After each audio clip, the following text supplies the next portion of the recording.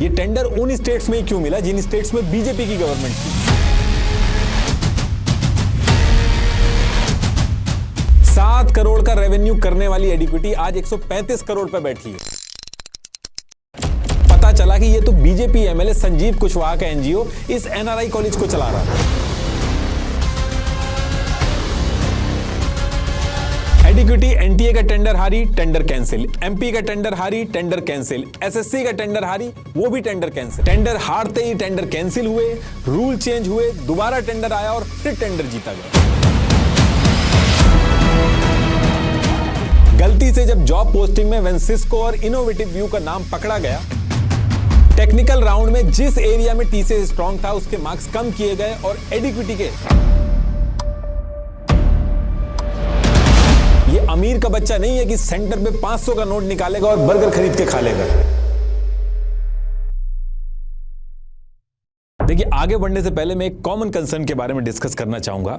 India की geographical positioning की वजह से डार्क स्पॉट, पिगमेंटेशन और टैनिंग होना एक कॉमन स्किन कंसर्न है और हम इंडियंस की स्किन मेलानिन रिच होती है। मेलानिन एक पिगमेंट सेल है जो हमारे स्किन टोन को डिफाइन करता है। ये हमारी स्किन को यूवी रेडिएशन से प्रोटेक्ट करता है, लेकिन अगर ये ओवर प्रोड्यूस हो तो पिगमेंटेशन भी हो सकती है। इंटेंस यूवी एक्सपोजर और बढ़ते हुए एयर पॉल्यूशन की वजह से हमारे स्किन का मेलानिन प्रोडक्शन बढ़ रहा है और कोलाजन डिक्रीज हो रहा है। इस वजह से स्किन टेक्सचर और कॉम्प्लेक्शन अनइवन होते जा रहे हैं और पिगमेंट स्पॉट एक कॉमन स्किन कंसर्न बन चुका है। और जब बात आती है स्किन को ट्रीट करने की, तो आप ट्रस्ट कर सकते हैं derma touch bright and even skin tone face wash को, जिसमें है नियासिनामाइड जो कि स्किन ब्राइटनिंग में हेल्प करता है, कोजिक एसिड जो प्रिवेंट करता है dark spot and uneven skin tone, and vitamin E to protect and nourish the skin. Doctors recommended India pharmacy का ये ब्रांड डर्मा टच बनाता है क्वालिटी प्रोडक्ट सभी स्किन कंसर्न्स के लिए। 4 स्टार रेटेड ये फेस वॉश का स्टार्टिंग प्राइस है सिर्फ 149 रुपीज,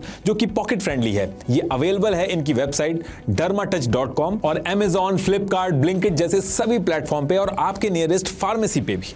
तो टॉपिक पे वापस आते हैं। देखिए, आजादी से पहले ब्रिटिश गवर्नमेंट में जो हायर पोजीशंस के लिए हायरिंग्स होती थी, उसके लिए अलग से कमीशन था, फेडरल पब्लिक सर्विस कमीशन यानी कि एफपीएससी।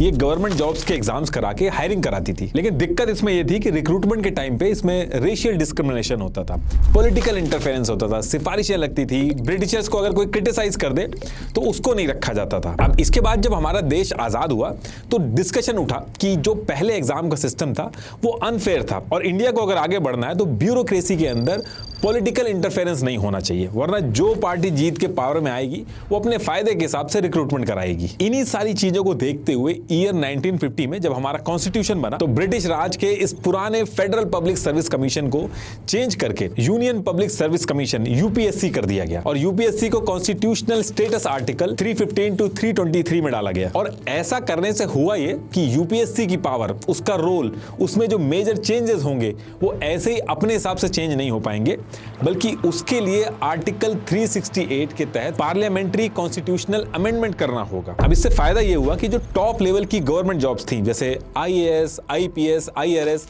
इनके लिए एक सेंट्रलाइज रिक्रूटमेंट बॉडी बन गई। अब ये तो बन गई, लेकिन इनके नीचे जो सब ऑर्डिनेट लेवल का जो काम होता था जैसे data operator, stenographers, inspectors, clerks, इनकी भर्ती के लिए कोई सेंट्रलाइज बॉडी नहीं बनाई गई। और जब इसमें ऐसा कुछ नहीं किया गया तो इसकी वजह से हुआ ये कि इन सब ऑर्डिनेट लेवल की जॉब्स के लिए गवर्नमेंट का हर डिपार्टमेंट और स्टेट जो थी वो अपनी जरूरत के हिसाब से अलग अलग वैकेंसी निकालने लगे। सारे डिपार्टमेंट अपना अलग सिलेबस, अलग एग्जाम, अलग इंटरव्यू करा के हायरिंग करते थे। और ऐसा करने से दिक्कत ये हुई कि सेम एजुकेशन लेवल की जॉब्स के लिए स्टूडेंट्स को बार बार अलग फॉर्म भरना पड़ता था, अलग एग्जाम देना पड़ता था और इस वजह से स्टूडेंट्स का पैसा और टाइम तो बर्बाद होता ही था, गवर्नमेंट के रिसोर्सेज भी एक ही काम के लिए बार बार खराब होते थे। और 4 नवंबर 1975 को सब ऑर्डिनेट सर्विसेज कमीशन एसएससी बनाई गई, जिसका नाम आगे चल के ईयर 1977 में स्टाफ सिलेक्शन कमीशन कर दिया गया। अब इस कमीशन के बनने से एक सेंट्रलाइज बॉडी बन गई और सेम रैंक की जॉब्स के लिए कॉमन एग्जाम वगैरह होने लगे। लेकिन इसमें एक दिक्कत थी कि इसको यानी कि एसएससी को यूपीएससी की तरह कॉन्स्टिट्यूशनल आर्टिकल 315 से 320 में नहीं रखा गया और यहीं से सारी दिक्कतों की जड़ें स्टार्ट होती हैं, क्योंकि जो गवर्नमेंट पावर में आई उसने अपनी कन्वीनियंस के हिसाब से चलाना शुरू किया। और इस टाइम पे जब एसएससी को बनाया गया था तो इसमें कोई प्राइवेट प्लेयर्स नहीं थे ऑफलाइन रिटन एग्जाम होते थे और एसएससी खुद एग्जामिनर्स अपॉइंट करती थी और जो क्वेश्चन पेपर्स बनते थे वो सिक्योर गवर्नमेंट प्रेस में प्रिंट करवाए जाते थे और जो गवर्नमेंट बिल्डिंग्स होती थी, स्कूल कॉलेजेस होते थे गवर्नमेंट, उसके अंदर गवर्नमेंट टीचर्स के थ्रू एग्जाम करवा दिए जाते थे। कहने का मतलब है कि सारा का सारा जो काम था वो गवर्नमेंट के अंडर में था, कोई भी चीज प्राइवेट नहीं हुई थी इस समय एसएससी में। अब देखिए जब ये सिस्टम इंप्लीमेंट हुआ तो काफी दिनों तक तो कोई दिक्कत नहीं हुई, लेकिन ईयर 2000 आते आते जैसे जैसे इंडिया के अंदर एजुकेशन का लेवल बढ़ा तो एसएससी में एप्लीकेंट्स के नंबर भी बहुत तेजी से बढ़े। 30-30 लाख से भी ज्यादा एप्लीकेशंस एक साथ आने लगी और इसकी वजह से मिसमैनेजमेंट के केसेस भी सामने आने लगे, रिजल्ट्स में डिले होने लगे, 8-8 महीने लग जाते थे रिजल्ट्स आने में। गवर्नमेंट रिसोर्सेज कम थे तो मिसमैनेजमेंट की वजह से कभी ऐसा हुआ कि क्वेश्चन पेपर जो था वो प्रिंटिंग प्रेस से लीक हो गया, कभी ट्रांसपोर्ट और स्टोरेज से लीक हो गया। लेकिन इसके बाद भी इस पर्टिकुलर स्टेज पे प्राइवेट प्लेयर्स जो थे उनको इन्वॉल्व नहीं किया गया था। सिर्फ पेपर का जो रॉ मटेरियल होता था उसके लिए प्राइवेट वेंडर थे, बाकी किसी चीज के लिए नहीं थे। अब काफी दिन तक एसएससी का ये जो प्रोसेस था इसको खींच के बढ़ाया गया, लेकिन 29 सितंबर 2013 को जब सीबीआई ने एसएससी सीजीएल टीयर 2 एग्जाम के क्वेश्चन पेपर लीक की धरपकड़ की, इस एक इंसिडेंट की वजह से मीडिया की हेडलाइंस बहुत ज्यादा बनी, एसएससी की क्रेडिबिलिटी को बहुत बड़ा झटका लगा। Government of India and department of personal and training DOPT तुरंत हरकत में आई और 2 साल तक मल्टीपल प्लानिंग के बाद ईयर 2015 में यह डिसाइड हुआ कि इन सब चीजों से निपटने के लिए अब एसएससी के एग्जाम सीबीटी यानी कि कंप्यूटर बेस्ड टेस्ट के थ्रू करवाने होंगे। प्लान इन्होंने सिंपल सा बना रखा था कि एसएससी के क्वेश्चन पेपर को बना के एक सिक्योर सर्वर में एनक्रिप्टेड फॉर्म में डालेंगे और जिस दिन एग्जाम होगा स्टूडेंट्स कंप्यूटर पे एग्जाम देने बैठेंगे, वहीं पे क्वेश्चन पेपर डिक्रिप्ट होगा। थॉट इसके पीछे इनका यह था कि हर स्टेप में ये जो पेपर लीक के इंसिडेंट आ रहे हैं वो खत्म हो जाएंगे। अब प्लान तो बना लिया गया कंप्यूटर बेस्ड टेस्ट कराने का एसएससी के अंदर, लेकिन इसको इंप्लीमेंट करने के लिए पूरे देश के अंदर एक डिजिटल इंफ्रास्ट्रक्चर की जरूरत थी। कंप्यूटर लैब्स चाहिए थी ताकि इन लैब्स के कंप्यूटर का यूज करके स्टूडेंट्स एग्जाम दे सकें।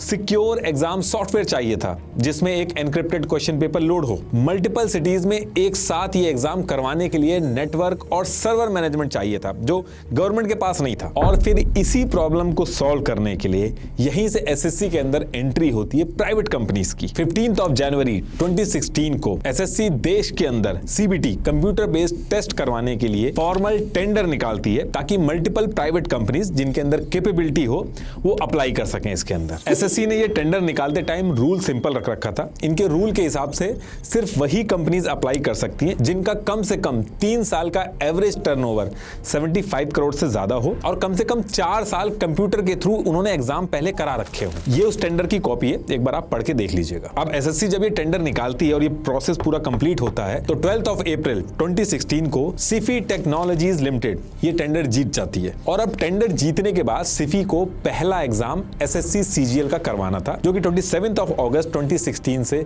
स्टार्ट होने वाला था। अब 27 अगस्त 2016 को जब ये एग्जाम स्टार्ट होता है तो स्टार्ट होते ही दिक्कतें स्टार्ट हो जाती हैं। कहीं सर्वर डाउन, कहीं पावर बैकअप की दिक्कत, कहीं सिस्टम फ्रीज हो जा रहा था। जैसे तैसे करके मैनेज किया गया, लेकिन 17 फरवरी 2018 को जब मेन एग्जाम भी कंप्यूटर के थ्रू करवाया गया तो इसमें भी सेम दिक्कत आने लगी। और इसके साथ साथ इसमें एक और इशू क्रिएट हो गया। इसमें एनीडेस्क सॉफ्टवेयर का यूज करके रिमोट एक्सेस लेके चीटिंग के केस सामने आने लगे और जो सिक्योर्ड एनक्रिप्टेड क्वेश्चन पेपर था उसकी जो इमेजेस थी वो सोशल मीडिया और व्हाट्सएप पे वायरल होने लगी। पूरे मीडिया के अंदर बहुत ज्यादा केओस हुआ।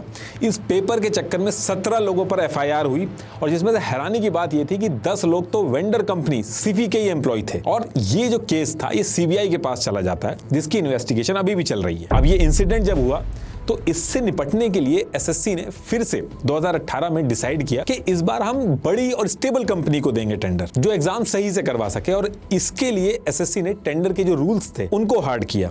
ये उस टेंडर की कॉपी है। इस टेंडर की बिडिंग प्रोसेस में एसएससी ने 2 कैटेगरीज बनाई थी वेंडर कंपनीज के लिए। पहली जो बड़ी कैटेगरी थी उसमें वो कंपनीज अप्लाई कर सकती थी जिन्होंने पास्ट में एक साथ 50 लाख से ज्यादा स्टूडेंट्स का कंप्यूटर बेस्ड एग्जाम करवाया हो। और दूसरी जो छोटी कैटेगरी थी उसमें वो कंपनीज अप्लाई कर सकती थी जिन्होंने पास्ट में 50 लाख से कम स्टूडेंट्स का कंप्यूटर बेस्ड एग्जाम करवाया हो। अब इस टेंडर के अंदर कई सारी कंपनीज आती हैं।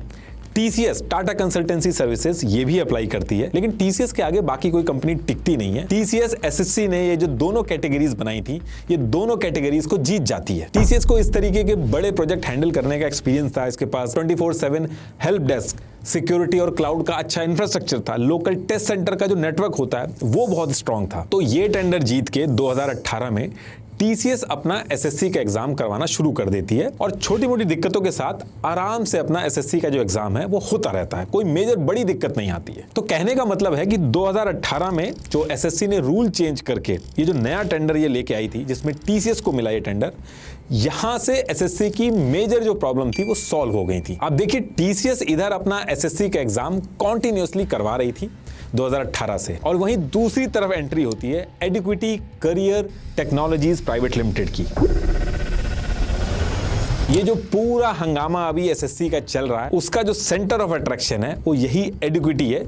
कैसे है और क्यों इतनी बात हो रही है इसके बारे में, वो अभी आपको थोड़ी देर में पता चल जाएगा। ये जो एडिक्विटी कंपनी है, ये ईयर 2000 में जब रजिस्टर्ड हुई थी, तो उसके बाद से ही छोटे छोटे प्रोजेक्ट लेके ये अपना कंप्यूटर के एग्जाम करवाती थी। एक एग्जाम इसने सऊदी में भी करवाया था। लेकिन एडिक्विटी का असली गेम चेंज हुआ कंपनी रजिस्टर्ड होने के 10 साल बाद, यानी कि ईयर 2010 में, जब गुजरात की बीजेपी गवर्नमेंट ने गुजरात स्टेट के जो एंट्रेंस एग्जाम होते हैं जीसेट, उसके एग्जाम कराने वाली कंपनी मेरिट ट्रैक को हटा के एडिक्विटी को ले आई। यहाँ पे थोड़े बहुत क्वेश्चन उठे कि मेरिट ट्रैक सही से एग्जाम करवा रही थी, लेकिन ये चीज बताई गई कि एडिक्विटी ने कम पैसे में ये चीज कराई, तो गुजरात गवर्नमेंट ने एडिक्विटी को ये प्रोजेक्ट दे दिया। और गुजरात गवर्नमेंट का ये प्रोजेक्ट मिलने के बाद एडिक्विटी के एग्जाम कराने की जो फ्रीक्वेंसी है वो बढ़ जाती है।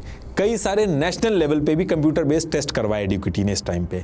बिट्स पिलानी, HAL, इन सब में एग्जाम कराने शुरू कर दिए इस इंसिडेंट के बाद। अब देखिए, एक तरफ टीसीएस अपना एसएससी का टेंडर जीत के एसएससी के एग्जाम करवा रही थी, दूसरी तरफ एडिक्विटी धीरे धीरे करके आगे बढ़ रही थी। और ईयर 2014 में जब गवर्नमेंट चेंज हुई, तो डिजिटल इंडिया का जो कॉन्सेप्ट था, उसके अंडर में डिजिटल एग्जाम कराने की जो कवायद थी वो भी बहुत तेज हो गई थी। तो कंप्यूटर बेस्ड एग्जाम कराने वाली जो कंपनियां थी वो बहुत तेजी से बढ़ रही थी। अब इसके बाद ईयर स्टार्ट होता है 2020, और इस ईयर में directorate general of training, DGT, ये इंडिया के अंदर गवर्नमेंट के जो स्किल डेवलपमेंट वाले एग्जाम्स होते हैं वो करवाती है, और इसके एग्जाम को भी कंप्यूटर बेस्ड कर दिया था। तो DGT इसके लिए 2020 में टेंडर निकालती है, और टीसीएस जो ऑलरेडी 2018 में टेंडर जीत के एसएससी के एग्जाम संभाल रही थी, और दूसरी तरफ एडिक्विटी छोटे छोटे एग्जाम करवा के आगे बढ़ रही थी।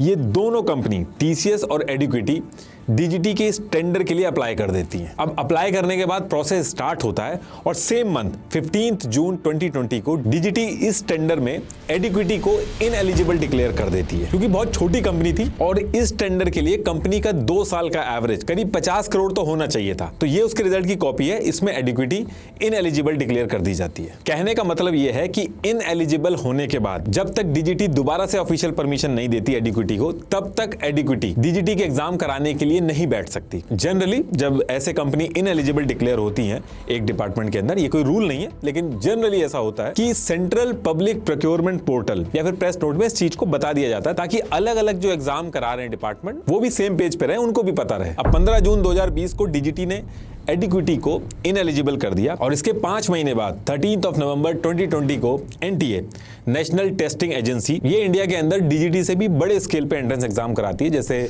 JEE मेन, नीट, CMAT, ये सारे एग्जाम करवाती है। NTA ने भी इस दिन अपने एग्जाम करवाने के लिए टेंडर निकाला, ये उसकी कॉपी है। अब जब ये टेंडर निकलता है तो एडिक्विटी जो DGT से ऑलरेडी इनएलिजिबल हो चुकी थी, वो 7 दिसंबर 2020 को NTA के इस टेंडर में अप्लाई कर देती है। अब NTA का ये जो टेंडर निकला था, इसमें TCS जैसे बड़े बड़े जाइंट भी थे, उन्होंने भी अप्लाई कर रखा था। तो इसमें आप कहोगे कि एडिक्विटी जो ऑलरेडी एक स्मॉल स्केल एग्जाम करवाने वाली DGT के टेंडर में इनएलिजिबल हो गई, तो वो इतने बड़े स्केल के NTA के टेंडर में क्या ही कर पाएगी। तो देखिए, ये इतना सिंपल नहीं है। अभी ये एडिक्विटी आगे चल के बहुत बड़ी बड़ी चीजें करेगी, बस थोड़ा सा वेट करिएगा। तो देखिए, NTA ने ये जो टेंडर निकाला था, ये उस टेंडर की कॉपी है। इसमें 2 राउंड होने थे, टेक्निकल और फाइनेंशियल। अब जब कंपनीज का असेसमेंट स्टार्ट होता है इस टेंडर के लिए, तो एडिक्विटी के टेक्निकल पैरामीटर लो थे, तो ये मिनिमम रिक्वायरमेंट का जो क्राइटेरिया था वो पूरा नहीं कर पाई थी। तो NTA ने इस टेंडर के पहले ही राउंड में एडिक्विटी को रिजेक्ट कर दिया। ये उस दिन की टेक्निकल स्कोरिंग की कॉपी है, और ये उस दिन के रिजल्ट की कॉपी है। अब जब एडिक्विटी बाहर हो गई, तो TCS और NSEIT ये दोनों बची थी और इनमें से एक को एनटीए का टेंडर मिलना था। अब इससे पहले कि टीसीएस और एनसीईआरटी में से कोई जीतता, टेंडर एडिक्विटी के बाहर होने के बाद कैंसिल कर दिया जाता है और फिर कैंसिल करने के 4 महीने बाद 29 अप्रैल 2021 को दोबारा से एनटीए टेंडर निकालती है। लेकिन इस बार जब एनटीए टेंडर निकालती है तो इस टेंडर के रूल को चेंज किया जाता है। कौन से रूल चेंज किए गए और उनका इंपैक्ट क्या हुआ वो भी बताता हूं मैं आपको। तो पहले जो एनटीए का टेंडर था 2020 वाला, जिसमें एडिक्विटी रिजेक्ट हो गई थी, उसमें यह था कि अगर किसी वेंडर कंपनी के आईटी स्टाफ की स्ट्रेंथ 500 से कम होती है तो उसको 0 मार्क्स मिलेंगे टेक्निकल राउंड में। अगर आप उस पुराने वाले टेंडर के पेज नंबर 38 के पॉइंट नंबर 1.1 पे जाएंगे तो उसके सामने 0 मेंशन है कि 0 मार्क्स मिलेंगे। अब एनटीए ने जो नया टेंडर लेके आया तो इसके पेज नंबर 38 के पॉइंट नंबर 1.1 में अगर आप देखेंगे तो इसको चेंज करके ये कर दिया गया है कि अगर वेंडर कंपनी की आईटी स्टाफ की स्ट्रेंथ 251 से ज्यादा है तो फुल मार्क्स यानी कि 8 मार्क्स मिलेंगे उसको। लिंक्डइन पे एडिक्विटी की टोटल एम्प्लॉय की स्ट्रेंथ अगर आप देखोगे तो उसमें 201 से 500 तक दिखा रहा है और ये अभी की है। कई ऑडिटिंग वेबसाइट भी हैं, उन्होंने 7 अप्रैल 2024 तक की एडिक्विटी की एम्प्लॉय स्ट्रेंथ 496 दिखाई है, यानी कि 500 से कम एम्प्लॉय थे एडिक्विटी के पास। और ये मैं 2024 का डेटा दिखा रहा हूँ, 2020 में तो इससे और भी कम होंगे। तो अब ऐसा करने से जहां पुराने टेंडर में एडिक्विटी को 0 मिल रहे थे, अब 8 मार्क्स मिल गए। पुराना वाला जो एनटीए का टेंडर था उसमें लास्ट 3 ईयर का एवरेज टर्नओवर मिनिमम 50 करोड़ से ज्यादा होना चाहिए था, जो एडिक्विटी का नहीं था। एडिक्विटी के लास्ट 3 ईयर का एवरेज 34.27 करोड़ था। ये एडिक्विटी की फाइनेंशियल रिपोर्ट की कॉपी है, आप इसको पॉज करके देख सकते हैं और ये सारे जितने डॉक्यूमेंट है सब मैंने डिस्क्रिप्शन में लगा दिए, आप वहां पे भी जाके पढ़ सकते हैं। तो ये जो पुराने टेंडर में रूल था, एनटीए जब नया टेंडर लेके आया तो इसने इस 50 करोड़ वाले रूल को कम करके 10 करोड़ कर दिया। इस चीज का भी फायदा एडिक्विटी को मिला। अब टीसीएस जो थी उसका तो ऑलरेडी 50 करोड़ से ऊपर था तो उसको तो कोई फर्क नहीं पड़ा, लेकिन एडिक्विटी को हर एक रूल पे बहुत ज्यादा एडवांटेज मिल रहा था। पेज नंबर 38 के पॉइंट नंबर 3.1 पे ये चीज आपको मिल जाएगी। एनटीए के पहले वाले टेंडर में रूल था कि जो वेंडर कंपनी अप्लाई कर रही है उसने पास्ट में सिंगल शिफ्ट में 1 लाख से ज्यादा स्टूडेंट्स का कंप्यूटर बेस्ड टेस्ट करवाया हो। तो जब नया वाला टेंडर लेके आई एनटीए तो इसको चेंज करके 35,000 कर दिया गया। इसमें भी टीसीएस ने तो ऑलरेडी पुराने वाले क्राइटेरिया ही फुलफिल कर रखा था, इसमें भी फायदा एडिक्विटी को मिला। तो देखिए इस तरीके से कई सारे रूल्स चेंज किए गए। तो जो एडिक्विटी पुराने वाले टेंडर में ऑलरेडी रिजेक्ट हो चुकी थी पहले राउंड में, वो दोबारा से इस नए वाले टेंडर में अप्लाई करती है। एडिक्विटी और टीसीएस जितनी कंपनी थी इनका असेसमेंट स्टार्ट होता है और 5 महीने बाद 23 नवंबर 2021 को एनटीए के इस नए टेंडर का रिजल्ट आता है। ये उस रिजल्ट की कॉपी है, एक बार पॉज करके आप देखिएगा इसको। तो जो एडिक्विटी एनटीए के सेम एग्जाम के टेंडर के लिए जो पहले आया था उसमें पहले ही राउंड में बाहर हो गई थी, वो रूल चेंज होने के बाद टेक्निकल राउंड क्लियर कर लेती है और फिर फाइनेंशियल राउंड में भी टीसीएस से कम बिड करके फाइनेंशियल राउंड भी जीत लेती है। कहने का मतलब यह है कि पुराने वाले टेंडर को कैंसिल करके रूल चेंज करके जो एनटीए नया टेंडर लेके आई थी उसमें एडिक्विटी टीसीएस जैसे जाइंट को हरा के ये पूरा का पूरा टेंडर जीत जाती है। अब इस पे क्वेश्चंस भी हुए कि डीजीटी जो कि बहुत ही स्मॉल स्केल एग्जाम कराती है उसमें एडिक्विटी इनएलिजिबल डिक्लेयर की गई, लेकिन एनटीए जो कि लार्ज स्केल एग्जाम कराती है उसमें टीसीएस जैसी कंपनी को हरा के टेंडर जीत जाती है। और टेंडर जीतने के बाद ये उस एमओयू की कॉपी है जो एडिक्विटी और एनटीए ने साइन किया था। अभी तो टेंडर की बात हो गई, लेकिन इस टेंडर को जीतने के बाद आगे जब एडिक्विटी ने एनडीए के एग्जाम कराना स्टार्ट किए तो उसमें दिक्कत स्टार्ट हो गई। एग्जाम सेंटर्स पे टेक्निकल ग्लिचेस हुए। चौकसी कॉलेज बिलासपुर में जो था उसके एग्जाम सेंटर में तो 50% क्वेश्चन जो थे वो लोड ही नहीं हो पा रहे थे। रांची के कॉलेज में सर्वर डाउन की वजह से सेकंड शिफ्ट पूरा का पूरा कैंसिल करना पड़ गया। एडमिट कार्ड में एग्जाम का एड्रेस पाकिस्तान के बॉर्डर पट्टी मेंशन था और एडवांस इंफॉर्मेशन स्लिप में कुछ और एड्रेस मेंशन था। इस पूरे एग्जाम को इस तरीके से कराया कि सिचुएशन ये हो गई कि स्टूडेंट को सुप्रीम कोर्ट में जाना पड़ा। फिर सुप्रीम कोर्ट ने कुछ बच्चों के लिए री एग्जाम के ऑर्डर दिए, लेकिन बाकी जो बच्चे बचे थे उनके री एग्जाम नहीं हो पाए। कई सारे प्रोटेस्ट वगैरह हुए लेकिन कुछ नहीं हो पाया। और देखिए बात यहीं पे नहीं खत्म हुई। मध्य प्रदेश के अंदर एक गवर्नमेंट एजेंसी है MPPEB, इसको पहले व्यापम भी बोलते थे और फिर अभी आज की डेट में अगर आप देखोगे तो MPES भी बोलते हैं इसको। ये एमपी के अंदर एंट्रेंस और रिक्रूटमेंट के एग्जाम करवाती है। ये जो आप MP पटवारी, MP टेट, इन एग्जाम्स के जो नाम सुनते हो ये MPESB ही करवाती है मध्य प्रदेश के अंदर। तो जब एनडीए का टेंडर निकला था तो उसी के आसपास मध्य प्रदेश के अंदर भी MPESB ने एग्जाम कराने के लिए एक नया टेंडर निकाला था और प्राइवेट कंपनीज थी, उनको इन्वाइट किया था कि आप आके एग्जाम कराने के लिए बिडिंग करिए। और इस टेंडर में भी एडिक्विटी अप्लाई करती है। एडिक्विटी के साथ एक और कंपनी थी NSEIT, इसने भी अप्लाई किया। यहां भी वही सेम चीज, पहले टेक्निकल राउंड शुरू होता है और जब टेक्निकल राउंड हो जाता है तो सेम मंथ में उसका रिजल्ट आता है। ये उस रिजल्ट की कॉपी है। इस रिजल्ट को अगर आप देखोगे तो ये जो कॉलम है इसमें NSE-IT के मार्क्स लिखे हुए हैं और इसके इधर इस तरफ आप देखोगे तो एडिक्विटी के मार्क्स लिखे हुए हैं। अब इस रिजल्ट की कॉपी के अंदर पेज नंबर 4 के A6 वाले सेगमेंट को देखिए आप, जो ये CMMI सर्टिफिकेशन वाला सेगमेंट है। इस सेगमेंट में अगर CMMI लेवल 5 का सर्टिफिकेशन है तो 4 मार्क्स मिलेंगे, अगर CMMI लेवल 3 का सर्टिफिकेशन है तो 3 मार्क्स मिलेंगे, बाकी अगर एडिशनली ISO वगैरह का सर्टिफिकेशन है तो 1 एक्स्ट्रा मार्क्स उसमें मिलेगा। अब इस सेगमेंट को मैं दिखा आपको इसलिए रहा हूं क्योंकि एडिक्विटी को इस सेक्शन में 5 मार्क्स दिए गए हैं और ये 5 मार्क्स तभी मिलेंगे जब एडिक्विटी के पास CMMI लेवल का सर्टिफिकेशन होगा और वो भी लेवल 5 का होगा। तो अब इसमें क्वेश्चन ये है कि क्या एडिक्विटी के पास CMMI लेवल 5 का सर्टिफिकेशन था, या 5 छोड़ो उससे छोटा CMMI लेवल 3 का सर्टिफिकेशन था उस पर, तो था या नहीं था उसके बारे में भी डिस्कस करते हैं। अब देखिए एडिक्विटी की अगर आप वेबसाइट पे जाएंगे तो छोटे मोटे सारे सर्टिफिकेशन उसने अपनी वेबसाइट पे मेंशन किए, लेकिन CMMI लेवल 5 सर्टिफिकेशन का कहीं भी मेंशन नहीं है। अब इसको अगर आप एक तरह से गलती भी मान लें, हो सकता है नहीं लिखा हो, अगर आप CMMI इंस्टीट्यूट के ग्लोबल ऑफिशियल डेटाबेस में भी अगर आप देखोगे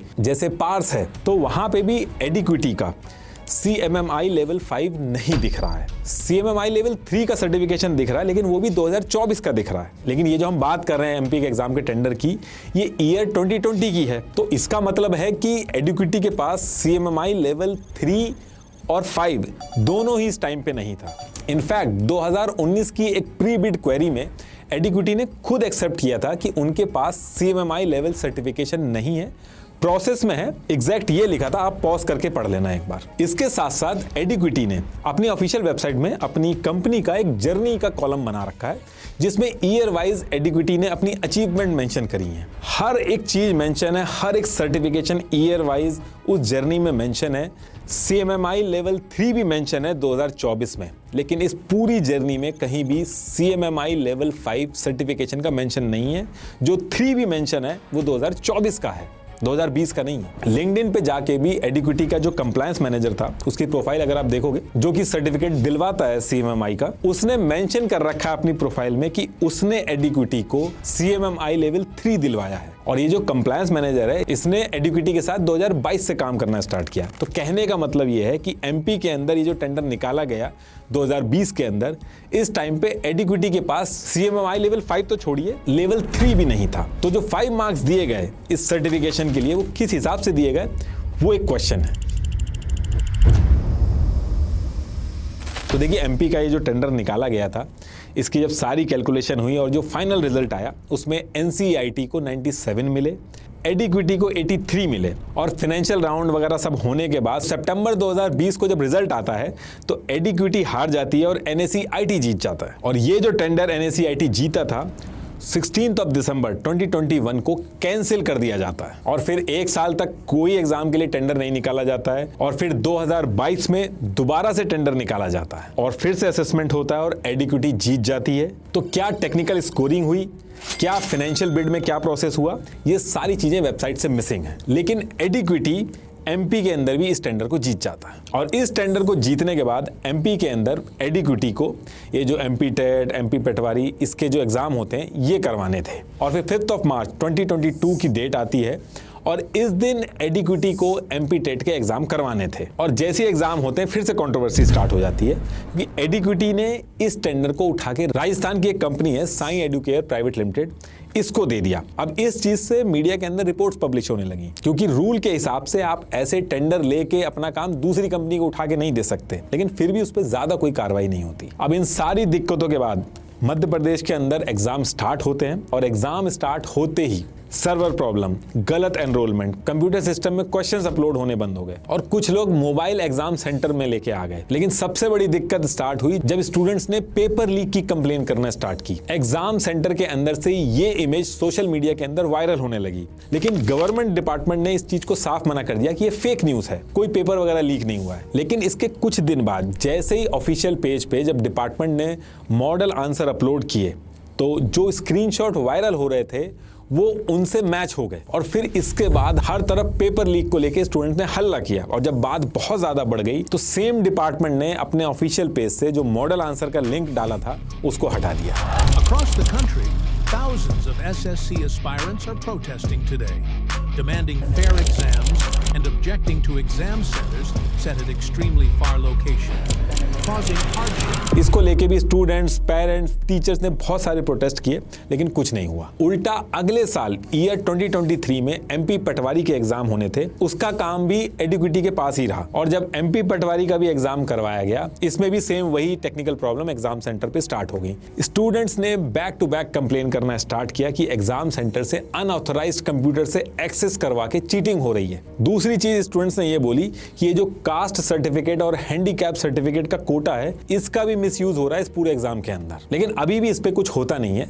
दिक्कत असली स्टार्ट होती है जब रिजल्ट आता है, क्योंकि जब रिजल्ट आया तो ग्वालियर के अंदर जो एनआरआई कॉलेज है, अकेले उसी कॉलेज से 114 स्टूडेंट सेलेक्ट हो गए, और जो टॉप 10 स्टूडेंट्स थे, उन टॉप 10 में से 7 बच्चे सेम इसी एनआरआई कॉलेज से थे, और उनके रोल नंबर भी सेम रेंज में थे। और मीडिया वालों ने भी क्या किया, जिन बच्चों ने टॉप किया था उनसे उन्हीं के सिलेबस से रिलेटेड क्वेश्चन पूछे, तो वो बेसिक क्वेश्चन का भी आंसर नहीं दे पाए। और इस रिजल्ट के आने के बाद एनआरआई कॉलेज का नाम बहुत ज्यादा उछलने लगा।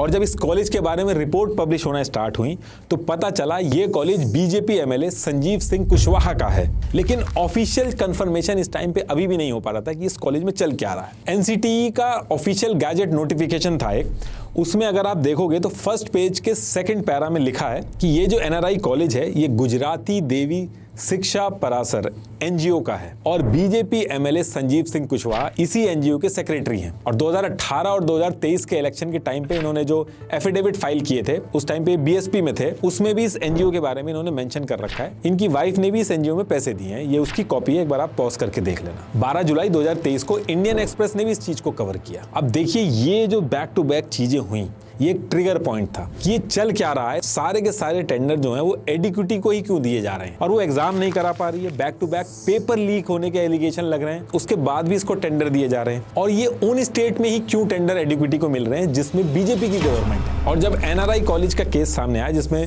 बीजेपी का एमएलए था, तो ये चीज और ज्यादा वायरल होने लगी। तो इसको लेके और ज्यादा हल्ला होने लगा कि एडिक्विटी जो 2010 में भी बहुत छोटी सी थी, तब भी गुजरात की बीजेपी गवर्नमेंट ने ही इसको मौका दिया था।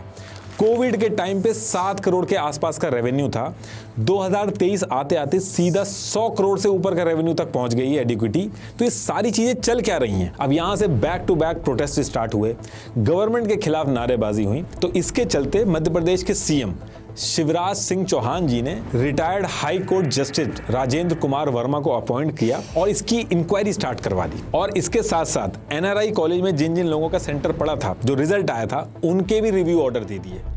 एमपी पटवारी 2023 के रिक्रूटमेंट अपॉइंटमेंट जो थे उनको रोक दिया गया। इंक्वायरी अभी भी चल रही है, अपॉइंटमेंट जो है वो अभी भी होल्ड पे है पुराने बच्चों की। अब एमपी के अंदर जब ये सारी चीजें चल रही थी तो लग रहा था कि अब एडिक्विटी को टेंडर नहीं मिलेगा, लेकिन होता इसका उल्टा है।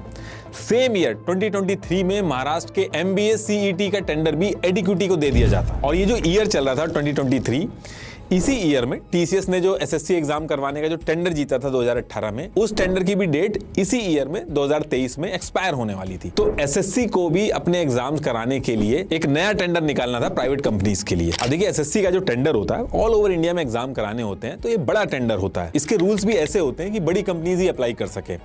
2018 में जो एसएससी का टेंडर निकला था, ये उसकी कॉपी है। एसएससी के इन रूल्स के हिसाब से एडिक्विटी इस टेंडर में एलिजिबल ही नहीं थी। वैसे भी अगर आप देखोगे तो एडिक्विटी ने इससे पहले 100 करोड़ तक के भी टेंडर नहीं करवाए थे। तो एसएससी का ये जो नया टेंडर था, ये 250 करोड़ से ऊपर था। तो प्रैक्टिकली टीसीएस को हरा के एडिक्विटी का जीतना पॉसिबल नहीं लग रहा था। कहने का मतलब ये है कि एसएससी के पुराने रूल्स जो थे, अगर वही रहते तो एडिक्विटी एलिजिबल नहीं हो पाता। लेकिन इसके बाद 2 नवंबर 2023 की डेट आती है, और इस डेट को क्या होता है कि एसएससी नया टेंडर निकालती है। अब निकालती तो है, लेकिन इसके रूल्स चेंज कर देती है। और जब ये रूल्स चेंज होकर टेंडर निकाला, तो जो एडिक्विटी पुराने टेंडर के रूल्स के हिसाब से एलिजिबल नहीं थी, अब इस नए टेंडर के रूल्स के हिसाब से एलिजिबल हो गई। और ये चीज हुई कैसे, वो भी समझाता हूं आपको। देखिए पुराना जो टेंडर था एसएससी का, उसके रूल के हिसाब से एसएससी ने 2 कैटेगरीज बनाई थी।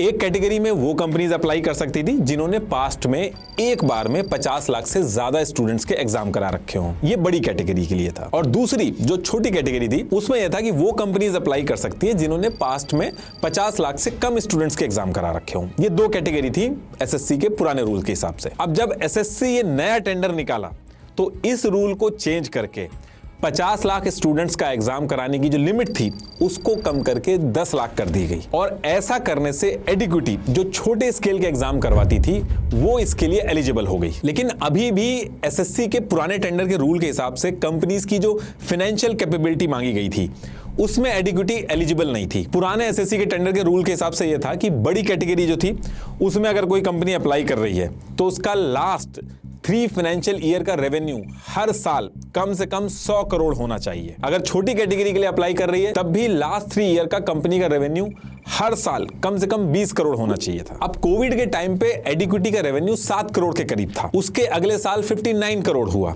और फिर उसके अगले साल 102 करोड़ हुआ। ये ग्रोथ तो बहुत अच्छी थी लेकिन एसएससी के रूल के हिसाब से फिट नहीं बैठ रही थी क्योंकि वो एवरेज नहीं मांग रही थी, हर साल चाहिए था उसको। मतलब कि एक साल अगर 5 करोड़ भी हो गया और अगले साल 100 करोड़ भी हो जाए तो वो माना नहीं जाएगा, हर साल चाहिए जो अमाउंट वो बोला गया है। तो इस रूल के हिसाब से तो एडिक्विटी फिट नहीं बैठ रही थी इसमें। अब नया टेंडर जब लाया गया तो इस रूल को चेंज कर दिया गया। इसमें इन्होंने कहा कि अब जो कंपनी स्लैब 1 के लिए अप्लाई कर रही उसका लास्ट 5 साल में से किसी भी लगातार 3 साल के रेवेन्यू का एवरेज 30 करोड़ होगा तब भी चलेगा। और सेकंड कैटेगरी उसमें कहा कि जो कंपनी अप्लाई कर रही है उसका लास्ट 5 साल में से किसी भी लगातार 3 साल का रेवेन्यू का एवरेज 50 करोड़ भी होगा तो चलेगा। मतलब कि 100 करोड़ से 50 करोड़ पे ले आए। और जो फाइनेंशियल ईयर था वो 3 साल से बढ़ा के 5 साल कर दिया। तो एडिक्विटी का जो बीच में कोविड वाला टाइम फंस रहा था उसमें उसको रिलैक्सेशन मिल गया। तो ये सारे रूल्स चेंज करके जब नया टेंडर लेके आई एसएससी और उसने 2 स्लैब निकाले तो एक स्लैब में यानी कि छोटे वाले स्लैब में एडिक्विटी एलिजिबल हो गई। बाकी जो दूसरी कैटेगरी थी उसमें तो टीसीएस अकेली खड़ी थी, कोई कंपटीशन ही नहीं था। लेकिन एडिक्विटी का लक इतना अच्छा था कि अभी एक कैटेगरी में एलिजिबल होने के बाद भी ये टीसीएस को दोनों कैटेगरी में हराएगी। अभी आगे वो भी बताऊंगा कैसे। तो ये सारी चीजें करके रूल चेंज करके एसएससी ने 2 नवंबर 2023 को टेंडर निकाला और 17 से 30 नवंबर 2023 की जो डेट थी उसको फिक्स कर दिया गया कि इस टाइम पे कंपनीज आएंगी और प्रोसेस कराएंगी अपना टेंडर का। लेकिन बीच में क्या होता है कि ये जो डेट दी गई थी इसको चेंज करके एक्सटेंड कर दिया गया और 15 दिसंबर 2023 कर दिया गया। और इस डेट को एक्सटेंड करने से जस्ट एक हफ्ते पहले 1 दिसंबर 2023 और 7 दिसंबर 2023 को फिर से कुछ रूल्स चेंज किए गए। उनका एडवांटेज भी एडिक्विटी को मिला। पुराने एसएससी के टेंडर में स्ट्रिक्ट रूल था कि कोई कंपनी हमसे टेंडर जीत के ऐसा नहीं कर सकती कि अपने नीचे किसी और को काम दे दे, जो इशू एमपी टेट के एग्जाम में आया था। एडिक्विटी ने जो अपना काम साई एडुकेट से करवाया था इसको लेकर बहुत हल्ला हो गया था। तो ये जो एसएससी का नया टेंडर लाया गया इसमें सब कॉन्ट्रैक्टिंग का जो पुराना रूल था इसको हटाया नहीं गया, इसके आगे एक लाइन ऐड कर दी गई एंसिलरी सर्विसेज, यानी कि सपोर्टिंग काम करवाया जा सकता है। और इसके साथ साथ एक सेक्शन में नेटवर्किंग एंड हार्डवेयर सपोर्ट भी अलाउ कर दिया गया। अब ये दोनों चीज करने से जो सब कॉन्ट्रैक्टिंग का गेम था ये ओपन एंडेड हो गया, क्योंकि ये लाइंस तो ऐड कर दी गई एंसिलरी सर्विसेज सपोर्टिंग रोल के लिए, लेकिन इसमें क्लैरिटी नहीं दी गई। क्योंकि जब एक कंपनी कंप्यूटर बेस्ड एग्जाम करवा रही होगी तो कौन सा काम एंसिलरी सर्विसेज यानी सपोर्टिंग काम माना जाएगा और कौन सा काम मेन कोर काम माना जाएगा एसएससी का। अब इस चीज से टीसीएस को तो डिसएडवांटेज हुआ, क्योंकि टीसीएस के पास तो ज्यादा स्ट्रॉन्ग खुद का नेटवर्क ऑलरेडी था। लेकिन जो स्मॉल स्केल कंपनीज थी उनको एडवांटेज हुआ, उनके पास जो स्ट्रॉन्ग नेटवर्क नहीं था तो उससे उनको एक एडवांटेज मिला कि सपोर्टिंग क्लॉज के अंदर वो अपना काम किसी और को भी दे सकते हैं सपोर्टिंग का काम दिखा के, तो वो अपना सपोर्टिंग काम भी किसी और से करवा सकते हैं। अब ये कोर काम में कंसीडर होगा या सपोर्टिंग काम में कंसीडर होगा ये आप पता लगाते रहिए। अब इसके साथ एक चीज और की गई, एसएससी के पुराने टेक्निकल स्कोरिंग जो होती थी उसमें अगर कंपनी के पास सीएमएमआई सर्टिफिकेशन डेवलपमेंट और सर्विस दोनों में अगर है तो उसके 10 नंबर मिलते थे। अब टीसीएस के पास तो दोनों सर्टिफिकेट थे तो टीसीएस को तो हर बार 10 में से 10 मिल जाते थे, एडवांटेज होता था टीसीएस को, और स्मॉल स्केल कंपनी जो थी उनको डिसएडवांटेज होता था। इनफैक्ट एडिक्विटी की जो सीएमआई सर्टिफिकेशन की कहानी है वो मैं ऑलरेडी आपको बता ही चुका हूं कि उसको पहली चीज तो 2024 में मिला था, दूसरा सर्विस में मिला था, डेवलपमेंट में नहीं मिला था। तो कहने का मतलब यह है कि ये बहुत ही इंपॉर्टेंट पार्ट था टेंडर जीतने के लिए। अब इस रूल को चेंज कर दिया गया, पहले रूल ये था, अगर किसी कंपनी के पास CMMI सर्टिफिकेशन डेवलपमेंट और सर्विस दोनों में होगा तो उसको 10 मार्क्स मिल जाएंगे। लेकिन इस रूल को चेंज करके कहा गया कि अब अगर किसी कंपनी के पास CMMI सर्टिफिकेशन डेवलपमेंट में होगा तो उसको 5 मार्क्स मिलेंगे, यानी कि 5 मार्क्स कम कर दिए गए। और इसका डिसएडवांटेज एक तरह से TCS को ही हुआ, क्योंकि TCS ही अकेली कंपनी थी जिसके पास दोनों सर्टिफिकेशन थे, और बाकी जो कंपनीज थी उनके पास तो कोई सर्टिफिकेशन था ही नहीं, तो मार्क्स किस बात के कम होते। तो देखिए, ये जो दोबारा जो चेंजेस किए गए, ये बिडिंग से जस्ट 1 वीक पहले किए गए। और फिर इसके बाद 15 दिसंबर 2023 की डेट आती है। इस दिन TCS, एडिक्विटी, एपटेक और एडुटेस्ट ये टेंडर के लिए अप्लाई कर देते हैं, और इसके 3 दिन बाद 18 दिसंबर 2023 को इन कंपनीज को SSC के ऑफिस के रूम नंबर 704 में 3 बजे इनको बुला के टेक्निकल असेसमेंट स्टार्ट किया जाता है। और जब 18 दिसंबर 2023 को टेक्निकल असेसमेंट हो जाता है इन सारी कंपनीज का, तो इसके अगले 3 महीने तक वेट करने के बाद 2 मार्च 2024 को इस टेक्निकल असेसमेंट का रिजल्ट पब्लिक किया जाता है। ये उस रिजल्ट की कॉपी है। अब यहां पे एक चीज का आप ध्यान रखिएगा, ये जो रिजल्ट है ये टेक्निकल असेसमेंट का रिजल्ट है। फाइनेंशियल असेसमेंट अभी पेंडिंग है, जिसकी बिडिंग अभी होनी थी। ये जो पूरा टेक्निकल असेसमेंट हुआ था इन कंपनीज का, ये टोटल 100 मार्क्स का था, जिसमें से 70 मार्क्स कंपनी की टेक्निकल कैपेबिलिटी के थे, 20 मार्क्स सॉफ्टवेयर का डेमो देना था उसके थे, और 10 मार्क्स प्रेजेंटेशन के थे। ऐसे करके टोटल 100 मार्क्स में से स्कोरिंग होनी थी। अब ये उस रिजल्ट की कॉपी है जहां पे स्कोरिंग हुई है। अब इसको अगर आप ध्यान से देखेंगे तो एडुटेस्ट और एपटेक ये तो पहले ही राउंड में बाहर हो जाती हैं, क्योंकि बेसिक सर्टिफिकेशन वगैरह नहीं थे इनके पास। इसके बाद 20 नंबर जो सॉफ्टवेयर डेमो के लिए था, उसमें से TCS को 18.22 मिले, एडिक्विटी को 16.88 मिले, और 70 मार्क्स जो टेक्निकल कैपेबिलिटी के थे उसमें भी TCS आगे निकल गया। 70 में से 66 TCS को मिले और एडिक्विटी को 70 में से 62 मिले। और ये वाला जो सेगमेंट था, इसकी स्कोरिंग करने के बाद SSC की कमेटी ने TCS और एडिक्विटी के बारे में कमेंट भी किया। तो इसमें इन्होंने अलग से एक चीज लिखी हुई है कि TCS का आर्किटेक्चर सबसे बेस्ट था, और एडिक्विटी के लिए लिखा है इनके सिस्टम में एन्क्रिप्शन वगैरह की जो बात की है वो तो ठीक है, लेकिन दिक्कत ये है कि इनका सिस्टम विंडोज पे चल रहा है, और विंडोज को सिक्योर करने में एग्जाम सेंटर की क्लाइंट मशीन को दिक्कत आएगी। एग्जैक्टली यही चीज आगे चल के स्टूडेंट्स ने कंप्लेन भी की कि ये दिक्कतें आ रही थी। अब इसके बाद 10 नंबर जो प्रेजेंटेशन के थे उसमें भी TCS आगे था, उसको 10 में से 10 मिले, एडिक्विटी को 10 में से 9 मिले। फाइनल टेक्निकल स्कोर में TCS को 100 में से 94.22 मिले, और एडिक्विटी को 100 में से 87.88 मिले। तो कहने का मतलब है कि इस टेक्निकल राउंड में TCS एडिक्विटी को हरा देता है।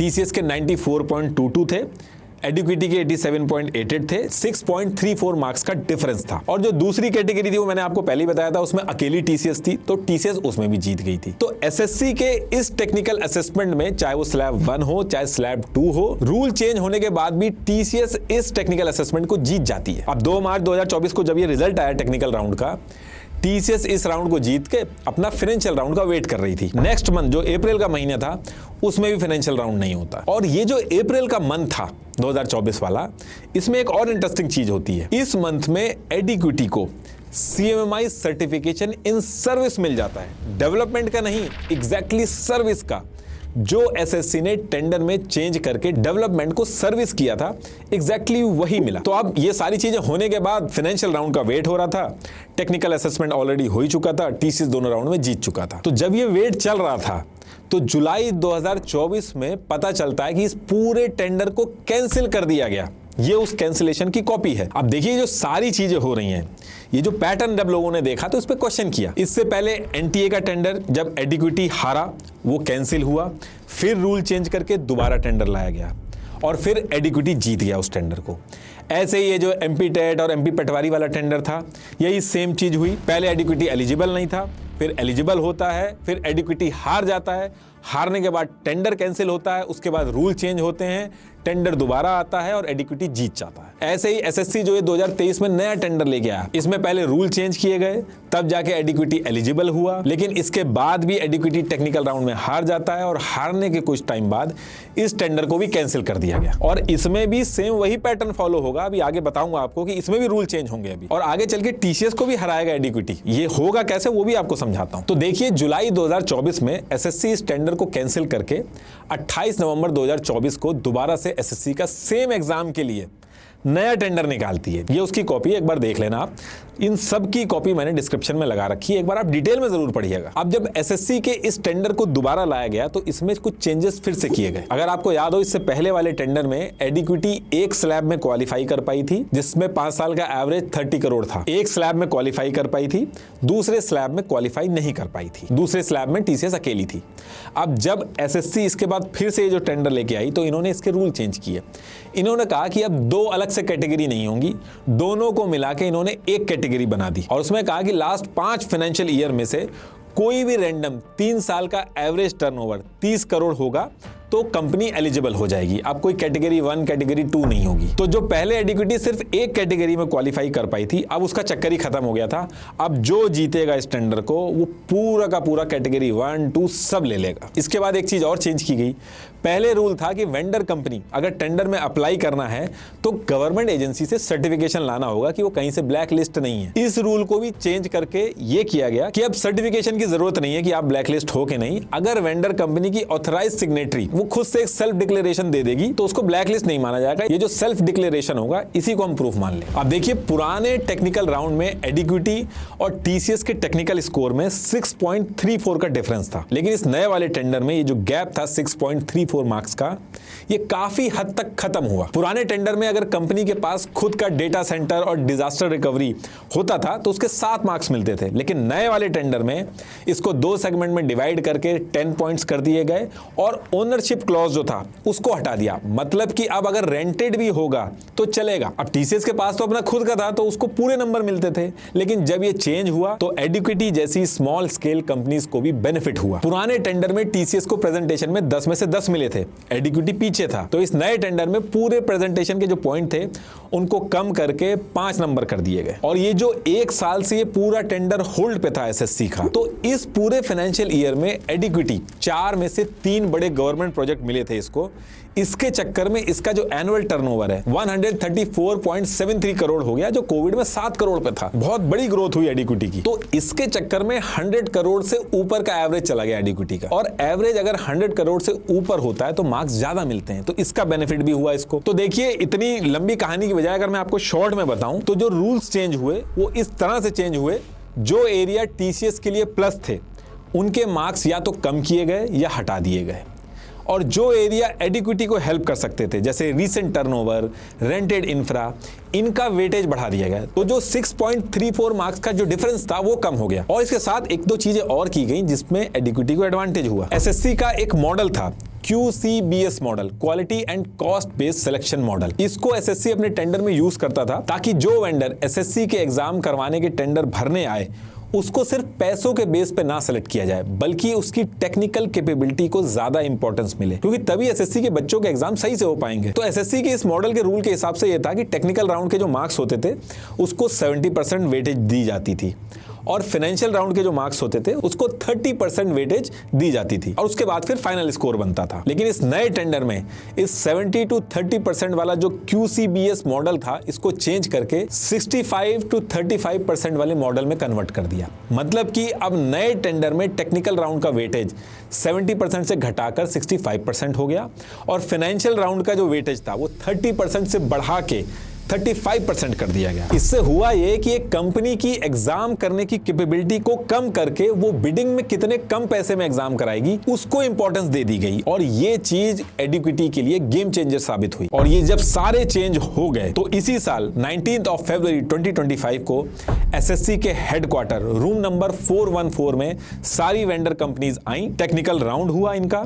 इस टेक्निकल राउंड में किसके किस सेगमेंट में कितने मार्क्स थे ये पब्लिक ही नहीं किए गए। पुराने टेंडर में जो मार्क्स दिए गए थे उनकी डिटेल्स हैं कि किसको कितने नंबर मिले, कैसे मिले, लेकिन नए वाले के टेक्निकल राउंड में एक्चुअल में हुआ क्या वो नहीं पता चला। अगर आप गवर्नमेंट वेबसाइट के टेक्निकल समरी वाले सेक्शन में जाओगे तो पुराना टेक्निकल असेसमेंट की डिटेल्स तो मिल जाएंगी, लेकिन नया यहां से हटा दिया गया।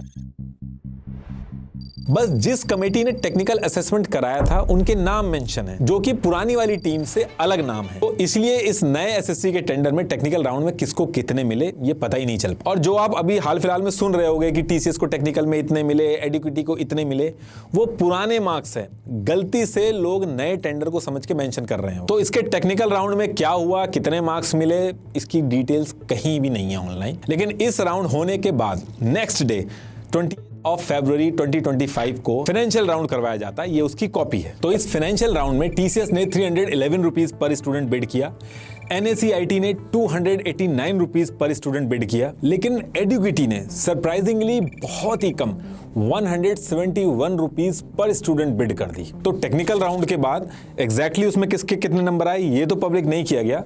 उसके बाद फाइनेंशियल राउंड हुआ, उसमें ये बिडिंग हुई, और फिर इसके बाद जब फाइनल रिजल्ट आता है तो पता चलता है कि एडुकेटी ने टीसीएस जैसी बड़ी कंपनी को हरा के एसएससी का पूरा टेंडर जीत लिया। अब यहां से एसएससी के एग्जाम एडुकेटी को करवाने थे। अब देखिए ये जो टेंडर है एडुकेटी के पास गया, उसने फाइनेंशियल बिडिंग कम करी थी, लेकिन ऐसा नहीं है कि एसएससी टीसीएस को अफोर्ड नहीं कर सकता था। एसएससी जो है वो एप्लीकेशन फी, आंसर की चैलेंज फी, एप्लीकेशन करेक्शन फी, इन सब से तो कमाता है, और ये पैसा बैंक में डिपॉजिट करके जो इंटरेस्ट आता है उससे भी कमाता है। ऊपर से एसएससी को हर साल अलग से बजट भी एलोकेट किया जाता है, जो कि यूनियन बजट के अंदर डीओपीटी के थ्रू दिया जाता है। इसी साल की बात करें तो 515.15 करोड़ दिया गया था। इससे पहले वाले में 584.92 करोड़ दिया गया था, और उससे भी पहले 426.72 करोड़ दिया गया था।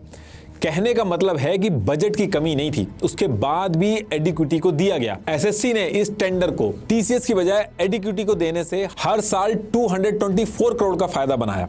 ये टेंडर 6 साल का है तो 1340 करोड़ का फायदा होगा। और एडुकेटी जो ईयर 2000 में रजिस्टर्ड हुई थी उसको 135 करोड़ के एनुअल रेवेन्यू पे पहुंचने में 24 साल लग गए थे, और इस एक टेंडर के मिलते ही 273 करोड़ रेवेन्यू पर ईयर होगा। वो भी एडुकेटी को इतना बड़ा प्रोजेक्ट मिला, इससे पहले एडुकेटी ने 100 करोड़ तक का प्रोजेक्ट नहीं हैंडल किया था। खुद तो एसएससी ने टीसीएस को टेंडर ना देके पैसे बचाए, लेकिन स्टूडेंट से जो एप्लीकेशन के पैसे थे वो कम नहीं किए, उनसे सेम पैसे लिए गए। चाहे एप्लीकेशन फीस हो, चाहे क्वेश्चन करेक्शन के लिए जो अप्लाई करते हैं उसकी फीस हो, सब सेम रखी गई। कहने का मतलब है कि अपने पैसे तो बचाए, लेकिन स्टूडेंट के पैसे कम नहीं किए गए। स्टूडेंट ने सेम पैसा देके लो क्वालिटी सर्विस ली। अब देखिए एसएससी ने इस टेंडर को 171 रुपीज पर स्टूडेंट लेके एडुकेटी को तो दे दिया, लेकिन एडुकेटी को इन कम पैसों में पैन इंडिया में लार्ज स्केल के एग्जाम भी करवाने थे अभी, और एडुकेटी के पास टीसीएस के लेवल का इंफ्रा नहीं था। तो ये एग्जाम कराना एडुकेटी के लिए भी बहुत आसान नहीं था। अगर पुराना रूल होता तो उसमें साफ मेंशन था सब कॉन्ट्रैक्टिंग या अपना काम किसी और से कराना अलाउड नहीं है। लेकिन मैंने जैसे बताया था कि जब नया टेंडर लाया गया तो उसमें सब कॉन्ट्रैक्टिंग के साथ एक लाइन ऐड कर दी गई थी, एंसिलरी सर्विसेज, नेटवर्किंग और हार्डवेयर सपोर्ट, मतलब कि सपोर्टिंग काम करा जा सकता है। और ये करने से हुआ क्या वो भी समझाता हूं। ये दिखने में बहुत सिंपल लग रहा है, लेकिन ऐसा करने से एक कंफ्यूजन क्रिएट हो गया। एसएससी के टेंडर में ऑन पेपर तो ये दिख रहा है कि सब कॉन्ट्रैक्टिंग नहीं करा सकता एडुकेटी, लेकिन अगर एडुकेटी अपना काम दूसरी कंपनी से करवाने लग जाए तो उसका आप कुछ कर नहीं सकते, उसको आप कोर्ट में नहीं ले जा सकते, क्योंकि कोई बाउंड्रीज सेट नहीं की गई कि एग्जाम कराने के लिए एंसिलरी सर्विसेज और सपोर्टिंग काम कौन सा है और मेन काम कौन सा है और मेन कोर काम कौन सा है, और इसका फायदा एडुकेटी को हुआ। ऐसा मैं क्यों कह रहा हूं वो भी बताता हूं आप। अब फरवरी 2025 का एसएससी का टेंडर जीतने के बाद एडुकेटी को इसी साल 24 जुलाई 2025 से लेके 1 अगस्त 2025 के बीच में पूरे इंडिया के अंदर एसएससी का सिलेक्शन पोस्ट फेज 13 के एग्जाम करवाने थे। अब देखिए जब ये एग्जाम की डेट आई तो उससे जस्ट एक महीने पहले लिंक्डइन पे कुछ अलग नाम की कंपनियों ने कंप्यूटर बेस्ड एग्जाम में जो इक्विपमेंट चाहिए होते हैं उससे रिलेटेड पोस्ट डालने चालू कर दिए। अब वो पोस्ट डालने में कोई दिक्कत नहीं है, उसमें वो एसएससी और एडुकेटी को टैग भी कर रहे थे। तो ऐसे ही एक कंपनी थी वामिका कंसल्टेंसी सर्विसेज, इसने लिंक्डइन पे पोस्ट डाला जिसमें सिक्योरिटी की यूनिफॉर्म का सैंपल था, और एक दूसरा पोस्ट डाला जिसमें सिग्नल जैमर के लिए ये लोग पोस्ट डाल रहे थे। अब इस पोस्ट में कोई दिक्कत नहीं थी, लेकिन इस पोस्ट में इन्होंने एडुकेटी के साथ दो और कंपनी, एक वेंसिस्को और दूसरी इनोवेटिव व्यू को टैग कर दिया। अब देखिए एसएससी को टैग किया, एडुकेटी को टैग किया, वो समझ में आ रहा है कि एसएससी का टेंडर है, एडुकेटी करवा रहा है। लेकिन ये जो वेंसिस्को और इनोवेटिव व्यू को टैग किया गया, ये कोई छोटी मोटी कंपनी नहीं है, ये बड़ी कंपनीज है। इनोवेटिव व्यू ने तो आईपीओ भी फाइल कर रखा है। तो अब यहां से क्वेश्चन ये उठता है कि इन दोनों कंपनीज का रोल क्या है एसएससी के एग्जाम में एडुकेटी के साथ। वो सपोर्टिंग काम कराने में इन्वॉल्व है, क्योंकि इतनी बड़ी कंपनी है, ऐसा कौन सा सपोर्टिंग काम करवा रहे हैं? या फिर पास्ट में जैसे साई एडुकेयर ने एडुकेटी का पूरा काम उठा रखा था, कहीं वो सिचुएशन तो नहीं है? तो देखिए, ये जो इनोवेटिव व्यू कंपनी है, इसका एक DRHP डॉक्यूमेंट ओपन सोर्स में अवेलेबल है। ये एक ऑफिशियल पब्लिक डॉक्यूमेंट होता है जो IPO से पहले सेबी को सबमिट करते हैं। इस डॉक्यूमेंट में इनोवेटिव व्यू ने एडिक्विटी को अपना क्लाइंट दिखा रखा है कि ये इनको IT का इंफ्रास्ट्रक्चर प्रोवाइड कराता है। अब जब एक कंपनी DRHP के डॉक्यूमेंट में एडिक्विटी को अपना क्लाइंट दिखा रही है, तो यहां से SSC टेंडर इवैल्यूएशन कमेटी को देखना चाहिए कि एडिक्विटी की डिपेंडेंसी इनोवेटिव व्यू जैसी कंपनीज पे कितनी है। पता चले SSC से एडिक्विटी ने टेंडर उठाया और ग्राउंड पे अपना पूरा IT इंफ्रास्ट्रक्चर इनोवेटिव व्यू लगा के एग्जाम करा रही है। ये सिचुएशन भी हो सकती है, और ये सारी चीजें मैं बोल इसलिए रहा हूं, वो भी बताता हूं आपको। जब SSC का एग्जाम होना था, जो कि एडिक्विटी को करवाना था, उससे 7 दिन पहले एडिक्विटी को तो छोड़ो, जिसको एग्जाम कराना वो तो नहीं पोस्ट कर रहा है, उसकी बजाय 7 दिन पहले बैंगलोर के अंदर जो लोकल फेसबुक ग्रुप्स थे और जो कंसल्टिंग कंपनीज थी जो हायरिंग वगैरह करती थी, उनमें से कई कंसल्टिंग कंपनीज ने कंप्यूटर बेस्ड एग्जाम से रिलेटेड हायरिंग करने के लिए पोस्ट करने लगी, और ये बहुत ज्यादा पोस्ट हो रहे थे एग्जाम से जस्ट पहले। इन्हीं सारे पोस्ट में से एक कंसल्टिंग कंपनी ने गलती की। गलती मैं इसलिए बोल रहा हूं क्योंकि जनरली जब सब कॉन्ट्रैक्टिंग छुपानी होती है तो कंसल्टिंग कंपनीज को इंस्ट्रक्शन होते हैं कि एंड क्लाइंट का नाम आप अपने रोल्स एंड रिस्पॉन्सिबिलिटी में नहीं मेंशन करते हैं। तो ये जो कंसल्टिंग कंपनी थी, इसने नाम मेंशन किया। तो एक कंसल्टिंग कंपनी ने ये गलती की, उसने CCTV ऑपरेटर की जॉब पोस्ट की बेंगलोर के फेसबुक जॉब ग्रुप में। इस जॉब पोस्ट को आप एक बार पॉज करके पढ़ना। इसमें इस कंसल्टिंग कंपनी ने डायरेक्ट एडिक्विटी, इनोवेटिव व्यू और SSC का नाम मेंशन किया है। अब इसकी रिस्पॉन्सिबिलिटी एक बार आप पढ़िए। Coordination with innovative view execution team to ensure information is shared with SSC officials, serve as a primary liaison with SSC authorities, manage SSC related records, end-to-end project delivery plans, implement strategies to resolve SSC related escalations। देखिए, ये कोई एडिक्विटी का supporting काम नहीं है, ये SSC का core काम है जिसका टेंडर एडिक्विटी को दिया गया है। SSC ने एडिक्विटी का टेक्निकल असेसमेंट किया था, इनोवेटिव व्यू का नहीं किया था। तो इनोवेटिव व्यू का नाम क्यों पोस्टिंग्स में आ रहा है और डायरेक्टली नाम लिया जा रहा है इनोवेटिव व्यू का और SSC का? इनोवेटिव व्यू के कई सारे ऐसे एम्प्लॉइज हैं, अगर आप लिंक्डइन पे जाओगे, उनकी प्रोफाइल चेक करोगे तो उन्होंने साफ लिख रखा है कि उन्होंने SSC के एग्जाम करवाए हैं। अब देखिए, SSC, एडिक्विटी, वेंसिस्को, इनोवेटिव व्यू, उसके नीचे भी कहीं वामिका कंसल्टिंग, कहीं और कोई कंसल्टिंग, और इतनी लेयर जब किसी गवर्नमेंट प्रोजेक्ट में होती हैं एग्जाम्स कराने के लिए, तो हर लेवल पे जो कंपनी इन्वॉल्व होती है वो अपना मार्जिन रख के काम आगे कराती है, जिसकी वजह से एग्जाम सेंटर जो एंड पॉइंट है वहां की क्वालिटी कॉम्प्रोमाइज होती है।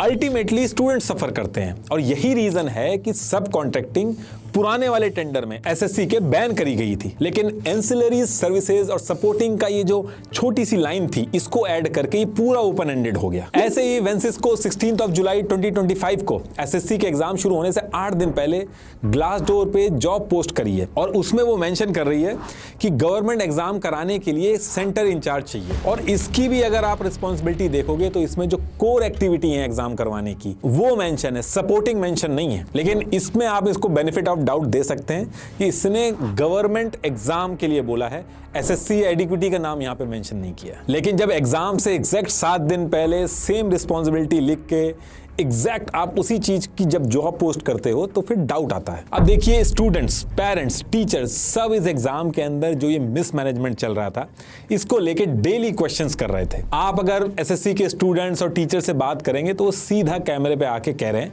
एग्जाम सेंटर के अंदर इक्विपमेंट जो थे वो 3rd ग्रेड के यूज हो रहे थे, कहीं स्टाफ ट्रेन नहीं था, कहीं कंप्यूटर लैब्स खराब थी, क्वेश्चन पेपर ही लोड नहीं हो रहे थे, सर्वर डाउन था, एकदम रिमोट एरिया में, कहीं भैंस के तबेले के पास एग्जाम सेंटर था। राजस्थान के बच्चे का एग्जाम सेंटर अंडमान निकोबार में दे दिया, क्योंकि अच्छे एग्जाम सेंटर इतने पैसे में एग्जाम करवाने को मना कर देते हैं। तो इंडिया की ज्योग्राफी में कहीं भी जहां सस्ते में मिले वहां पे एग्जाम सेंटर दे दो। बाकी एडमिट कार्ड के अंदर आप देखोगे लोकेशन कोई और, एक्चुअल एग्जाम जहां होना है वो कहीं और। ऐसी कंप्लेन से भरा पड़ा है पूरा यूट्यूब। ऐसी 55,000 कंप्लेन्स हुई हैं। देखिए, SSC के एग्जाम कराने में और होने में क्या क्या दिक्कतें आई हैं वो स्टूडेंट, टीचर्स और पेरेंट्स ने ऑलरेडी इतनी उठाई दिखाई हैं कि आपको ऑलरेडी पता होगा, आप यूट्यूब पे एक सर्च मारेंगे पता चल जाएगा, तो उसको मैं रिपीट नहीं करूंगा। इस वीडियो को बनाने का जो पर्पस था मेरा वो ये था कि जो स्टूडेंट्स इतने दिन से कहना चाह रहे हैं, समझाना चाह रहे हैं, वो मैं आपको बता पाऊं। और उसके साथ साथ एक चीज और आपको समझनी होगी कि ये एसएससी एग्जाम ग्रुप बी और ग्रुप सी कैटेगरी के लिए होते हैं। इसमें देश के मजदूर, किसान, गरीब फैमिली के बच्चे भी बैठते हैं। उनके पास इस एग्जाम के अलावा दूसरा कोई ऑप्शन नहीं है अपने परिवार को गरीबी से निकालने का। ये सुनने में बड़ा ही आसान लगता है, यूपी का स्टूडेंट अगर दूर भी हो गया तो क्या हो गया। देखिए, इन एग्जाम में ऐसे बच्चे भी बैठते हैं जिनके पास चप्पलें तक नहीं है। आप जब दूर ले जाके